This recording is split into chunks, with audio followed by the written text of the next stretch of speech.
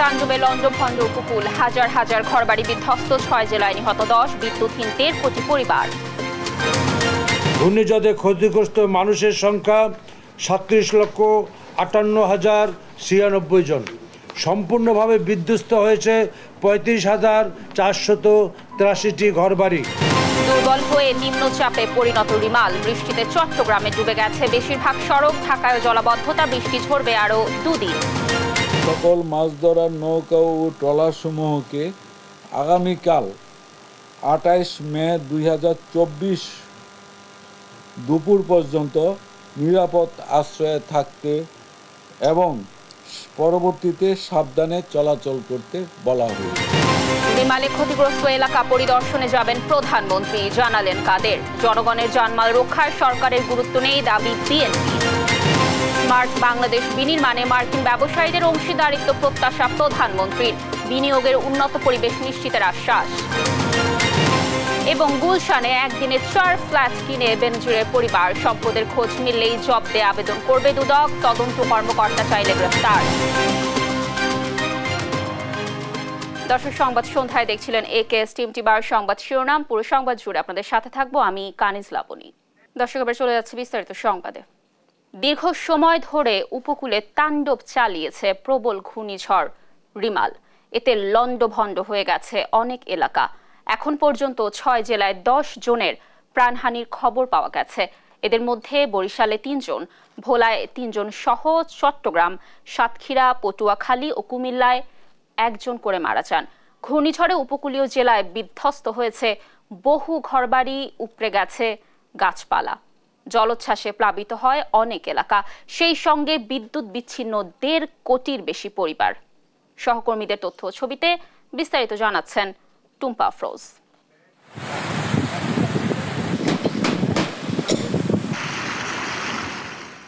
ঘূর্ণিঝড় রিমালের তাণ্ডবের পর এখন উপকূলীয় জেলার যেদিকেই চোখ যায় শুধু ক্ষতচিহ্ন।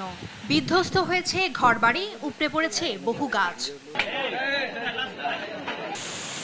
ঘূর্ণিঝড়ে মূল আঘাতের পর সোমবার সকালেও বরগুনার উপকূলে তুমুল বৃষ্টি, সেই সঙ্গে প্রবল বেগের ঝড়ো হাওয়া। সাগরও উত্তাল, পানিতে তলিয়েছে নিম্নাঞ্চলের ঘরবাড়ি।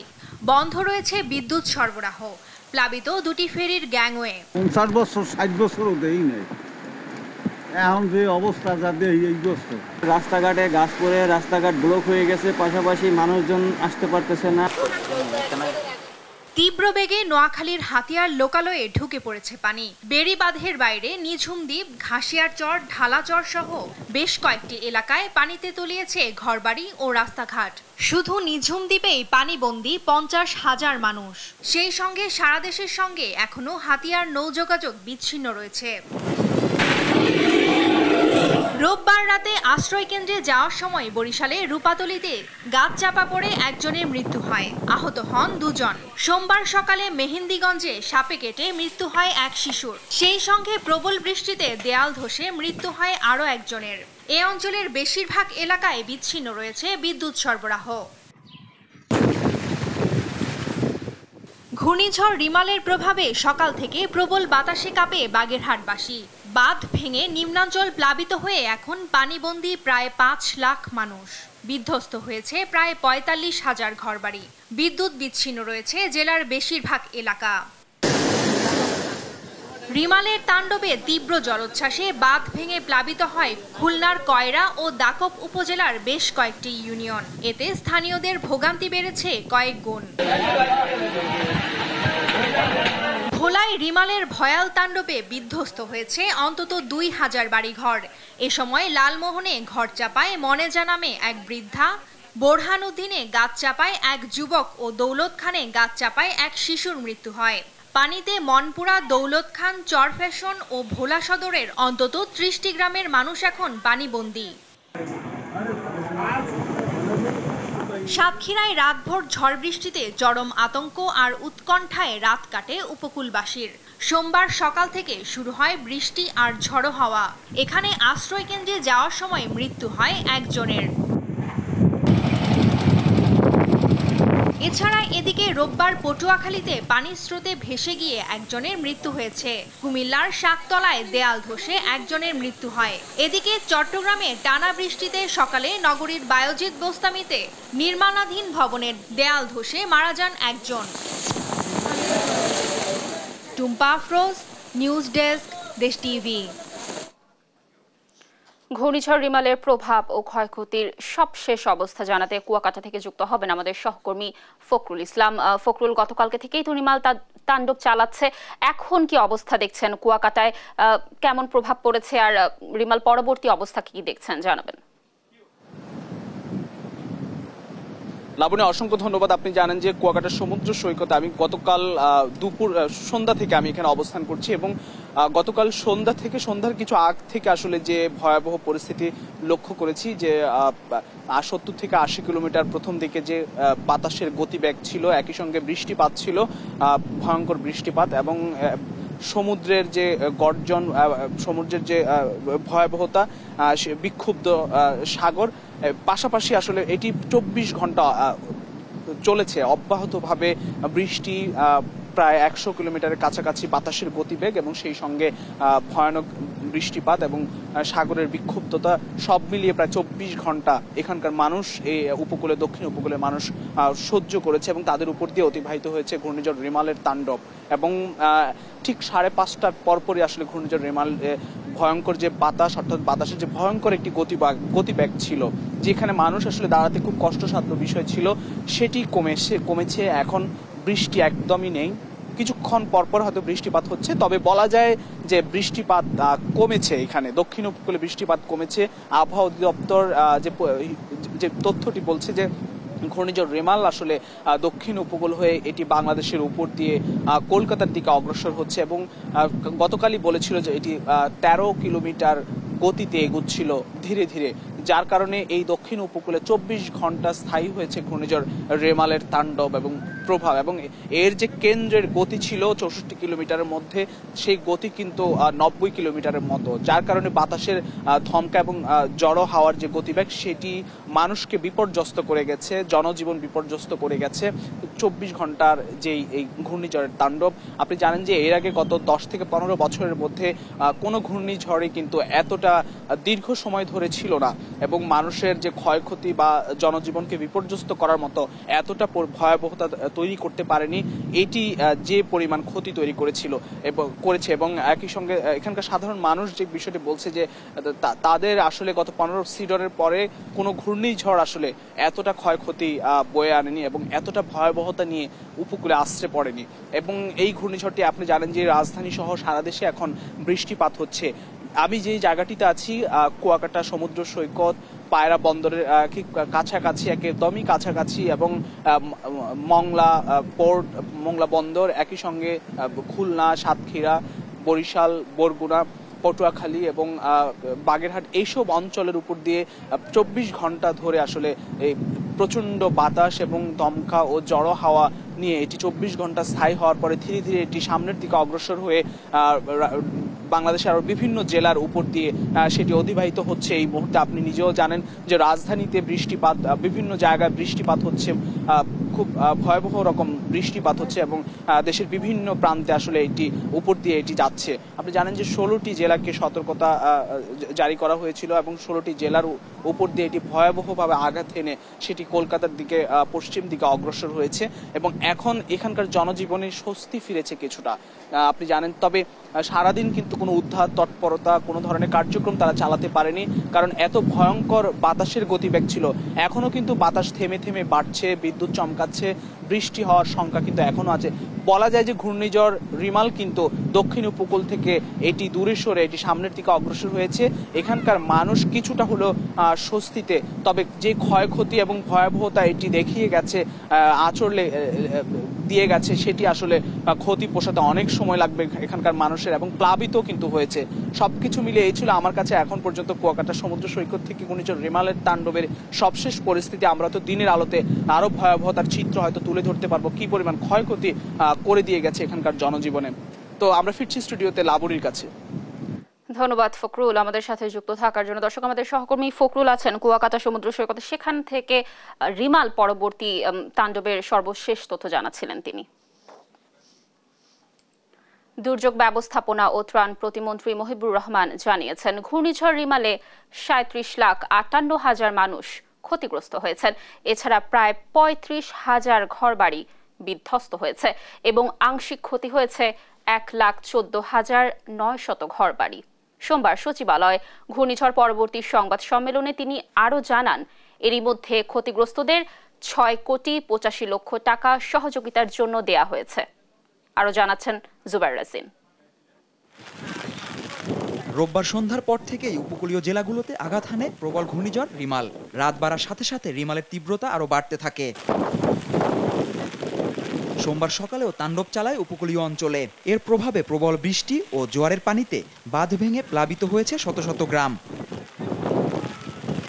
ঘূর্ণিঝড় রিমালের ক্ষয়ক্ষতি নিয়ে সোমবার বিকেলে সচিবালয়ে ব্রিফিং করেন দুর্যোগ ব্যবস্থাপনা ও ত্রাণ প্রতিমন্ত্রী মহিবুর রহমান।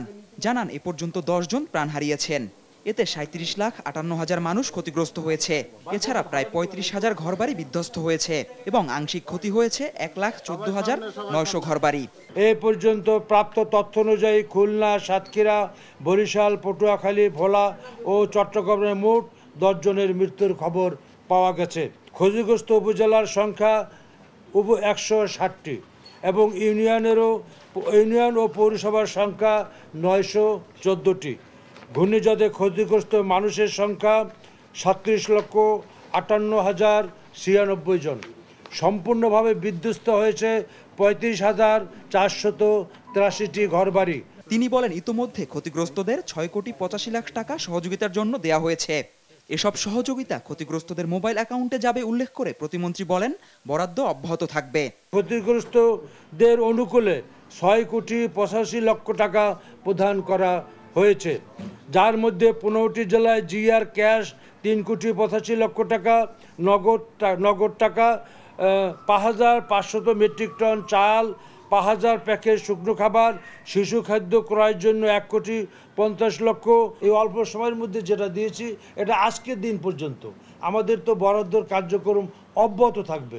তবে সরকারের প্রস্তুতির কারণে বড় ক্ষয়ক্ষতি হয়নি বলেও জানান প্রতিমন্ত্রী। জুবাইর রাজিন, দেশ টিভি, ঢাকা। ঘূর্ণিঝড় রিমালের তাণ্ডবে বিদ্যুৎহীন উপকূলীয় এলাকা। উপকূলীয় জেলা বাগেরহাট থেকে সরাসরি যুক্ত হচ্ছেন আমাদের সহকর্মী এস সোহান। সোহান, কখন নাগাদ বিদ্যুৎ পরিস্থিতি স্বাভাবিক হতে পারে, কি তথ্য রয়েছে আপনার কাছে জানাবেন? আসলে ঘূর্ণিঝড় রিমালের তাণ্ডবে গতকাল বিকেল থেকে কিন্তু বাগেরহাটে বিদ্যুৎ নাই। পুরো বাগেরহাট জেলা অর্থাৎ পল্লী বিদ্যুতের অধীনে বাগেরহাটে যে ৫ লক্ষাধিক গ্রাহক রয়েছে তারা গতকাল বিকেল থেকে মূলত বিদ্যুতের বাইরে রয়েছে। এছাড়া ওজো পার্টিকো West zone power distribution company বাগেরহাটে শহরে যারা বিদ্যুৎ সরবরাহ করে তাদের সংযোগও কিন্তু বিচ্ছিন্ন রয়েছে এবং সেটা গতকাল রবিবার রাত 11:30টায় কিন্তু সেই বিদ্যুৎ বিচ্ছিন্ন হয় বাগেরহাট শহরবাসী। এরপরে আজকে সোমবার দুপুর নাগাদ কিছুক্ষণের জন্য বিদ্যুৎ আসলেও আবার বিদ্যুৎ সংযোগ চলে যায় এবং পরবর্তীতে আজকে যে সন্ধ্যায় কিন্তু অর্থাৎ ৫ থেকে ১০ মিনিট আগে কিন্তু বাগেরহাট শহরে বিদ্যুৎ এসেছে। তবে সেটা কিন্তু পুরো শহর জুড়ে না, কিছু এলাকায়। এছাড়া বাগেরহাটের পল্লী বিদ্যুতের যে ৫ লক্ষাধিক গ্রাহক রয়েছে তারা কিন্তু এখনো বিদ্যুৎ এর বাইরে রয়েছে। এছাড়া আমি যদি আপনাকে বলি, এই ঘূর্ণিঝড় রিমালের প্রভাবে দক্ষিণ পশ্চিম অঞ্চলে প্রায় ১.১ কোটি গ্রাহক বিদ্যুৎ সংযোগ বিচ্ছিন্ন রয়েছে, এমনটি জানিয়েছেন পল্লী বিদ্যুৎ সমিতির পরিচালনার সংস্থা বাংলাদেশ পল্লী বিদ্যুতায়ন বোর্ড। আসলে এই বিদ্যুৎ না থাকার কারণে বাগেরহাটের মানুষ কিন্তু বিপাকে পড়েছেন, নানা ধরনের সমস্যায় পড়েছেন। বিশেষ করে তাদের যে ইলেকট্রনিক্স ডিভাইস রয়েছে সেই ডিভাইস পরিচালনার ক্ষেত্রে তারা নানা ধরনের বিপাকে পড়েছে। মোবাইল এবং ইন্টারনেট নেটওয়ার্কের বাইরে রয়েছেন তারা। এছাড়াও দৈনন্দিন কাজে নানা সমস্যায় পড়তে হচ্ছে বাগেরহাটবাসীর। তবে এই বিদ্যুৎ সংযোগ কখন স্বাভাবিক হবে সেই বিষয়টি কিন্তু এখন পর্যন্ত পল্লী বিদ্যুৎ সমিতি আমাদেরকে ধন্যবাদ সোহান আমাদের সাথে যুক্ত থাকার জন্য। দর্শক, যেমনটি বলছিলাম যে ঘূর্ণিঝড় রিমালের তাণ্ডবে বিদ্যুৎহীন উপকূলীয় এলাকাগুলো বাগেরহাট থেকে সেখানকার তথ্য জানাচ্ছিলেন আমাদের সহকর্মী সোহান। ঘূর্ণিঝড় রিমালের কারণে উপজেলা নির্বাচনে তৃতীয় ধাপের 19টি উপজেলা নির্বাচন স্থগিত করেছে নির্বাচন কমিশন ইসি। সোমবার দুপুরে আগারগাঁও নির্বাচন ভবনে সংবাদ সম্মেলনে ইসির সচিব জাহাঙ্গীর আলম এ তথ্য জানান। তিনি জানান, বাগেরহাটের শরণখোলা, মোরেলগঞ্জ, মোংলা, খুলনার কয়রা, পাইকগাছা, ডুমুরিয়া, বরিশালের গৌরনদী, আগৈলঝাড়া, পটুয়াখালীর সদর, মির্জাগঞ্জ, দুমকি, পিরোজপুরের মঠবাড়িয়া, ভোলার তজুমুদ্দিন, লালমোহন, ঝালকাঠির রাজাপুর, কাঠালিয়া, বরগুনার বাবনা, পাথরঘাটা ও রাঙ্গামাটির বাঘাইছড়ি উপজেলা পরিষদ নির্বাচনের ভোট গ্রহণ স্থগিত করা হয়েছে।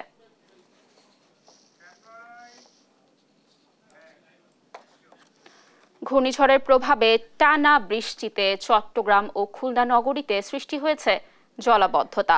রোববার রাত থেকে এসব নগরীর নিম্নাঞ্চল তলিয়ে যায় পানিতে। এতে চরম দুর্ভোগে পড়েছেন নগরবাসী। সহকর্মীদের তথ্য ছবিতে বিস্তারিত দেখুন ডেস্ক রিপোর্টে। ঘূর্ণিঝড় রিমালের প্রভাবে সোমবার সকাল থেকে বন্দর নগরী চট্টগ্রামে শুরু হয় মুষলধারে বৃষ্টি। টানা 3 ঘন্টার বর্ষণে পানিতে তলিয়ে যায় নগরীর বিভিন্ন এলাকা। আবহাওয়া অফিস জানায়, সকাল 6টা থেকে 9টা পর্যন্ত নগরীতে বৃষ্টি হয় 132 মিলিমিটার। টানা বৃষ্টিতে নগরীর আগ্রাবাদ, হালিশহর, ওয়াসামোড়, জিইসি, 2 নম্বর গেট, মুরাদপুর, বহদ্দারহাট, চকবাজার, কাতালগঞ্জ, বাকলিয়া সহ বিভিন্ন এলাকায় জমে যায় হাঁটু থেকে কোমর সমান পানি। এতে জরুরি প্রয়োজনে সড়কে বের হয়ে চরম ভোগান্তিতে পড়েন নগরবাসী। সেই সঙ্গে থই থই পানি দিয়ে চলাচল করতে গিয়ে বিপাকে পড়ে বিভিন্ন যানবাহনও। একটু বৃষ্টি হইলে পানি দোকান সব ডুবে যায়। এই জায়গাটা বেশি অতিরিক্ত পানি, 4 থেকে 5 ফিট পানি হয়েছে। এখন মানে কিছুটা পানি কমছে, এখানে দোকানের অনেক ক্ষতিগ্রস্ত হইতেছে। এদিকে রোববার রাত থেকে ঘূর্ণিঝড় রিমালের তাণ্ডবে খুলনা উপকূলে হয় টানা বৃষ্টি। এতে রূপসা, ভৈরব সহ পার্শ্ববর্তী নদ নদীর পানি বেড়ে খুলনা নগরীতে সৃষ্টি হয় জলাবদ্ধতা। নদীর পানি ড্রেনে প্রবেশ করে পার্শ্ববর্তী সড়ক ও নিম্নাঞ্চল প্লাবিত হয়। এতে সড়কে যান চলাচল ব্যাহতের পাশাপাশি নগরবাসী পড়েন ভোগান্তিতে। নিউজ ডেস্ক, দেশ টিভি। ঘূর্ণিঝড় রিমালের প্রভাবে বিপর্যস্ত রাজধানীর জনজীবন। বৃষ্টিতে জলাবদ্ধতা দেখা দিয়েছে রাজধানীর বিভিন্ন এলাকায়। কোথাও কোথাও জলাবদ্ধতা চরম আকার ধারণ করেছে। আবহাওয়া অফিস বলছে, এ বৃষ্টিপাত আগামীকালও থাকবে। মাজহারুল ইসলামের রিপোর্ট। দেখতে কক্সবাজারের সমুদ্র সৈকত মনে হলেও এটি রাজধানীর নিউ মার্কেট এলাকা। ভারী বৃষ্টিপাতের ফলে তীব্র জলাবদ্ধতা দেখা দিয়েছে নিউ মার্কেট সহ রাজধানীর আরো অনেক এলাকায়। এতে তীব্র ভোগান্তিতে সাধারণ মানুষ। অল্প একটু বৃষ্টি হলে এই জায়গাটা অন্য কোনো জায়গায় জানি না, নিউ মার্কেট এরিয়াটা এরকম অবস্থা সমুদ্রের মতো হয়ে যায়। আপনাদের ব্যবসায়ীদের তো অনেক সমস্যা, দোকানপাটের সমস্যা, অনেক ক্ষয়ক্ষতি হয়। আপনার যেগুলা মুখগুলা এগুলা সবসময় পরিষ্কার করে রাখলে আশা করি জলাবদ্ধতা থাকতো না। পানির কারণে গাড়ি চালান যাইতেছে না, খুব কষ্ট হইতেছে আর কি পানির কারণে। এই বন্যা যদি না আহে, একটুখানি বৃষ্টি পড়লে এদিকে পানি জমে জায়গা। জি, অনেক ভোগান্তিতে পড়তেছে। মনে করেন কাদায় ফিরে যাইতেছি, গাড়া আছে দেখা যাইতেছে না, এক আডু পানি। বৃষ্টি হলে রাজধানীর জলাবদ্ধতা যেন চিরাচরিত বিষয় হয়ে দাঁড়িয়েছে। এজন্য দুর্বল পয় নিষ্কাশন ব্যবস্থা এবং কর্তৃপক্ষের অবহেলাকে দায়ী করছেন নগরবাসী। এটা প্রচুর ভোগান্তির শেষ নাই। এই সামান্য বৃষ্টি হয়েছে, পানি দেয় না। মেয়ররা যেসব কথা বলে যান, আসলে সেগুলো তারা করেন না সঠিকভাবে, এবং তাদের এই যে সমস্যার জন্য সাধারণ জনগণের যে ভোগান্তি, আসলে এটা আসলে খুবই কষ্টকর। মেয়র চোখে দেখেন নাকি, মেয়র তো অবশ্যই জানে এইখানে অবস্থা কি, আজকের না তো, এটা পুরানো ইতিহাস এটা। আবহাওয়া অফিসের তথ্য, রিমালের প্রভাবে শুরু হওয়া বৃষ্টিপাত ঢাকা সহ সারা দেশে থাকবে মঙ্গলবার পর্যন্ত। আকাশ এরকম আজকে ঢাকায় যেরকম সকাল থেকে দেখতেছেন সারা দিনই আজকে এরকম থাকবে। কখনো কখনো বৃষ্টি হবে, কখনো কখনো থেমে যাবে, কখনো আপনার আকাশ মেঘাচ্ছন্ন মেঘলা থাকবে, কখনো হালকা দমকা বাতাস হবে। এই অবস্থায় আজকের দিনটা পার হবে। ঘূর্ণিঝড় রিমাল রাজধানীতে কোনো তাণ্ডব না চালালেও ভারী বর্ষণে জলাবদ্ধতার ভোগান্তিতে পড়েন ঢাকাবাসী। মাজহারুল ইসলাম, দেশ টিভি, ঢাকা। দর্শক, সংবাদ সন্ধ্যায় আরো থাকছে। এমপি আনার হত্যার তদন্তে কলকাতায় ব্যস্ত সময় ডিবির দল নিউ টাউনের সঞ্জীবা গার্ডেন পরিদর্শন, এখনো সন্ধান মেলেনি খণ্ডিত লাশের। স্মার্ট বাংলাদেশ গড়তে মার্কিন ব্যবসায়ীদের অংশীদারিত্ব কামনা করেছেন প্রধানমন্ত্রী শেখ হাসিনা।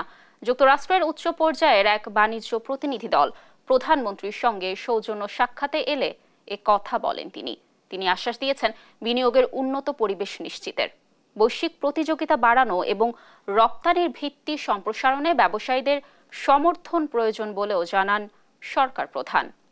শিউলিয়া রায় জানাচ্ছেন বিস্তারিত। প্রধানমন্ত্রী সরকারি বাসভবন গণভবনে ইউএস বাংলাদেশ বিজনেস কাউন্সিলের প্রতিনিধি দলের সঙ্গে বৈঠক হয় প্রধানমন্ত্রী শেখ হাসিনার। কাউন্সিলের পরিচালনা প্রদেশে চেয়ারম্যান স্টিভেন কোভোজ ও প্রেসিডেন্ট অ্যাম্বাসিডর অতুল কেশব সহ মার্কিন ব্যবসায়ী প্রতিনিধিরা এতে অংশ নেন।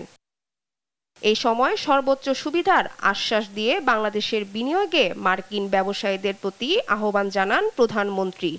I invite you to invest in our many vibrant and high potential sectors such as renewable energy, shipbuilding, automobiles, pharmaceuticals, light and heavy machineries, chemical fertilizers, ICT, marine resources and medical equipments, handicrafts among others. Smart বাংলাদেশের অগ্রযাত্রায় অংশীদার হওয়ারও আহ্বান জানান সরকার প্রধান।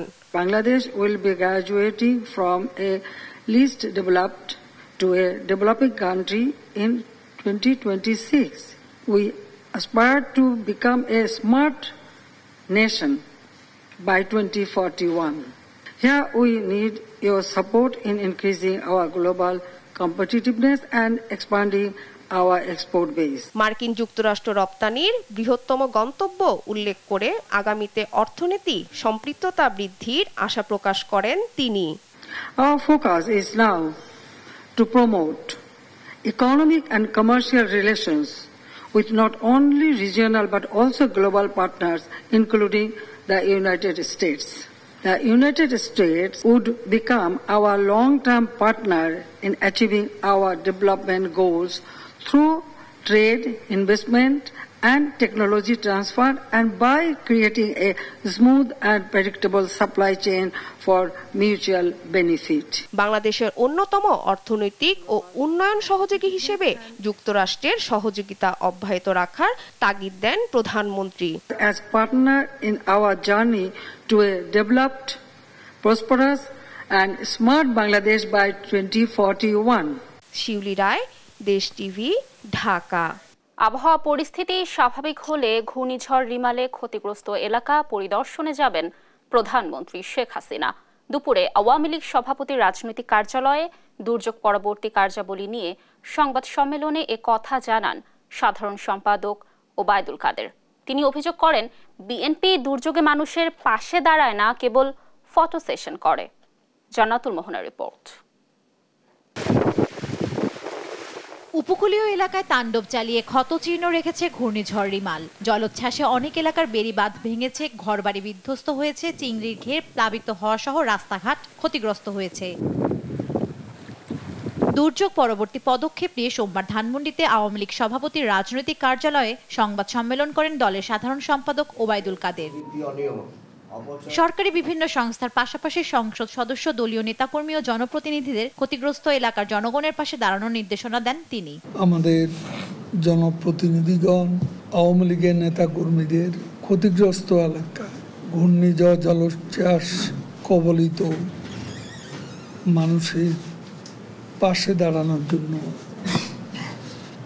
নির্দেশনা প্রদান করছে।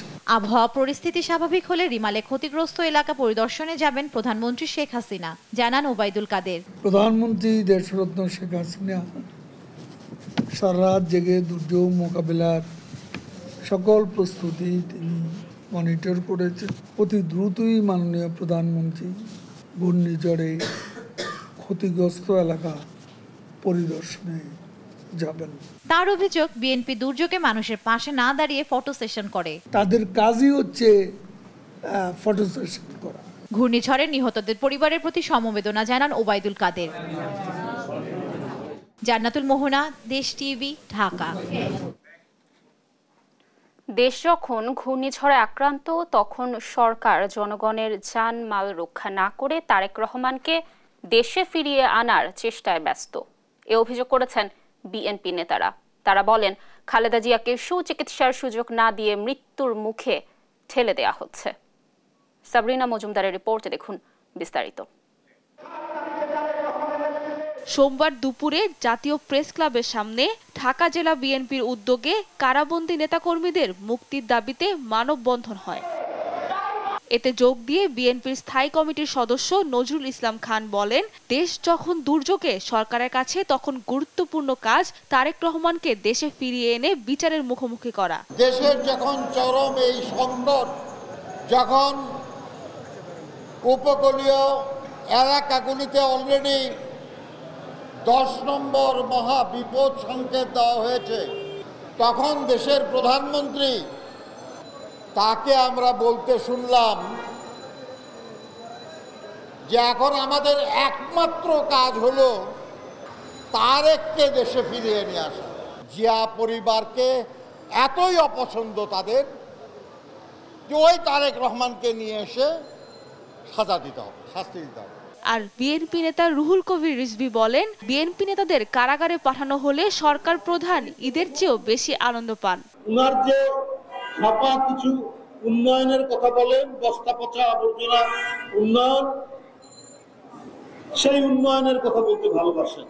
আর আরেকটা ভালোবাসেন প্রধানমন্ত্রী, সেটা হলো বিএনপির নেতাদেরকে কারাগারে ঢুকিয়ে রাখতে। খুবই আনন্দ পান বিএনপির নেতারা কারাগারে থাক, এইটা শুনলে প্রধানমন্ত্রী যেন ঈদের আনন্দ লাভ করে। দেশনেত্রী বেগম খালেদা জিয়াকে তিনি অনেকদিন ধরে বন্দী করে রেখেছেন, তার চিকিৎসাও নিতে দিচ্ছেন না। তিনি রোগে শোকে আক্রান্ত। খালেদা জিয়াকে সঠিকভাবে চিকিৎসা নিতে দেয়া হচ্ছে না বলেও অভিযোগ করেন বিএনপি নেতারা। সাবরিনা মজুমদার, দেশ টিভি, ঢাকা। পুলিশের সাবেক আইজিপি বেনজির আহমেদের নতুন করে আরও স্থাবর অস্থাবর সম্পদের সন্ধান পেয়েছে দুদক। এসব সম্পদ জব্দে আদালতে আবেদনের কথা জানিয়েছেন দুদকের আইনজীবী খুরশিদ আলম খান। তিনি জানান, বেনজির আহমেদকে গ্রেফতার করা হবে কিনা তা নির্ভর করছে তদন্ত কর্মকর্তার উপর। এনআই নাহিদের রিপোর্টে দেখুন বিস্তারিত।